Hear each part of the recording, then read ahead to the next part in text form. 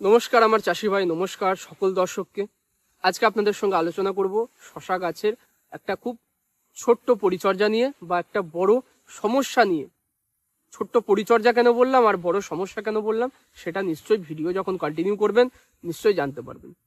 তো যারা চাষি ভাইরা আপনারা শশার চাষ করেছেন, তাতে ছোট শশা হোক বা বড় শশা, লম্বা, হাইব্রিড, যেটা যাই চাষ করেছেন, পরিচর্যায় যদি একটুকুও এখন ফাঁকি মেরেছেন তাহলে কিন্তু বড় ঝামেলা বা বড় সমস্যাটা দেখতে পাবেন। সেটা কি? সেটা হচ্ছে এই পাতাটা হলুদ হয়ে যাওয়া, পাতাটা কুঁকড়ে যাওয়া। গাছটা যখনই লতাটা ছাড়বে এই সময় গাছটা কুঁকড়ে যাবে, গাছে দেখবেন ফোটা ফোটা ফোটা ফোটা হলুদ বর্ণের গাছের পাতাটাই ধারণ করবে এবং পরবর্তীকালে গাছটা কিন্তু কুঁকড়িয়ে মারা যাবে। এই সমস্যাটা যদিও বড় কিন্তু সমাধানটা খুব ছোট, খুব সামান্য কিছু বিষয় আপনাকে লক্ষ্য রাখতে হবে আর সামান্য একটা ওষুধ স্প্রে করতে হবে, যাতে কিন্তু এই সমস্যাটা চলে যাবে। অনেকে আমরা দামি দামি এটা সেটা ওষুধ ব্যবহার করে ফেলছি, কিন্তু তাতেও দেখছি যে রোগের সমাধান আমরা পাচ্ছি না। এই যে গাছের পাতাটা হলুদ হয়ে যাচ্ছে, নিচের পাতাগুলো দেখছেন পোড়া পোড়া হয়ে যাচ্ছে, ছোপ ছোপ দাগ পড়ছে, এজন্য আমরা কি ব্যবহার করব? এটাই হচ্ছে আজকের ভিডিওর মূল বিষয়বস্তু। ভিডিওটা কমপ্লিট দেখবেন, সম্পূর্ণ সমাধান এখান থেকে পেয়ে যাবেন আর গাছে অ্যাপ্লাই করবেন, নিশ্চয়ই গাছটা সুস্থভাবে সেরে উঠবে।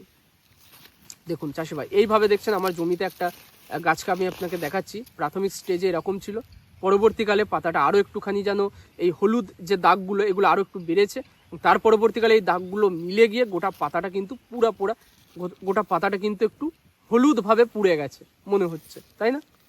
এই রোগটা আমাদের যখনই প্রাইমারি স্টেজে আমরা ধরতে পারবো। কিভাবে ধরবো? প্রাইমারি স্টেজটা আমাদেরকে ধরতে হবে কখন না, যখনই দেখবো গাছের পাতা নিচের দিকের পাতাগুলো দুটো একটা খুব অল্প ক্ষুদ্র হলুদ হলুদ স্পট দেখতে পাচ্ছি, তখনই আমাদেরকে স্প্রে করতে হবে। না হলে কিন্তু পরবর্তীকালে স্প্রে করলেও গাছের এই যে হলুদ ভাবটা, এই পাতাগুলো কিন্তু নষ্ট অবশ্যই হয়ে যাবে। কি করবো আমরা? গাছে যখনই দেখবো একটা দুটো এরকম স্পট দেখতে পাচ্ছি, আমরা কিন্তু মেটালক্সিল ম্যানকোজেব নিয়ে আসবো। রিডোমিল গোল্ড নামে পাই, JU কোম্পানির রিডোমিল নামে পাই, যে কোনো কোম্পানির আমরা কিন্তু এই মেটালক্সিল প্লাস ম্যানকোজেব এটা নিয়ে এসে স্প্রে করব। কত গ্রাম করে দেবো না, এই ছোট গাছ হলে, খুব যদি ছোট গাছ 4 পাতা করে হয়েছে, এই সময় আমরা ব্যবহার করব হচ্ছে 30 থেকে 35 গ্রাম করে প্রতি 15 লিটার যে ব্যারেল।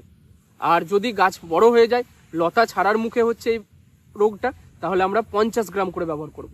বুঝতে পেরেছেন ডোজের ব্যাপারটা?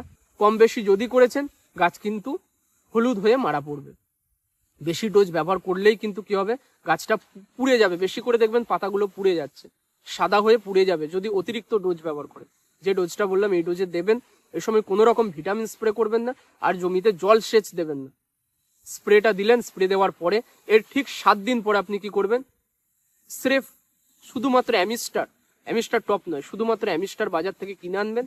কিনে এনে কিন্তু এখানে স্প্রে করবেন 20 ml প্রতি লিটার জল, 20 ml প্রতি 15 লিটার যে ড্রাম আছে সেখানে 20 ml করে ব্যবহার করবেন ওষুধটা, অ্যামিস্টারটা, এবং কিন্তু স্প্রে করবেন। ম্যাক্স টু ম্যাক্স 25 ml দিতে পারেন, মানে 50-এর যে এমএলটা রয়েছে, 50-এর যে প্যাকেটটা রয়েছে, ওটাকে আপনি 2 স্প্রেয়ারে ব্যবহার করবেন। বুঝেছেন?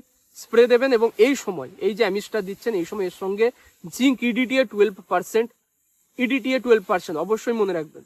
কোনো রকম আলাদা করে বাজার থেকে যে র জিঙ্ক পাওয়া যায় সেগুলো কিনে দেবেন না, বা যেগুলো অন্য রকম দানাদার জিঙ্ক পাওয়া যায় সেগুলো দেবেন না। জিঙ্ক EDTA 12%ই দেবেন, অথবা তার পরিবর্তে অ্যাগ্রোমিন গোল্ড বা চিলেটেড আকারে থাকতে হবে, না হলে কিন্তু ওষুধটা কেটে যাবে।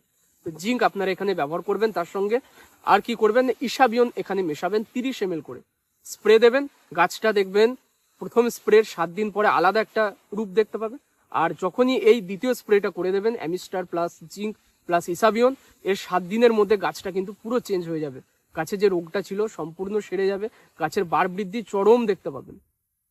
বুঝেছেন? এই হচ্ছে ছোট্ট করে আপনাদেরকে সমাধান দিলাম। এই রোগটা, এই সমস্যাটা অনেকের জমিতে বর্তমানে হচ্ছে। অনেকে ভাবছেন ঠান্ডার জন্য লাল হয়েছে, অনেকে ভাবছেন ভাইরাস রোগ, অনেকে ভাবছেন এর হয়তো আর প্রতিকার আমরা করতে পারবো না।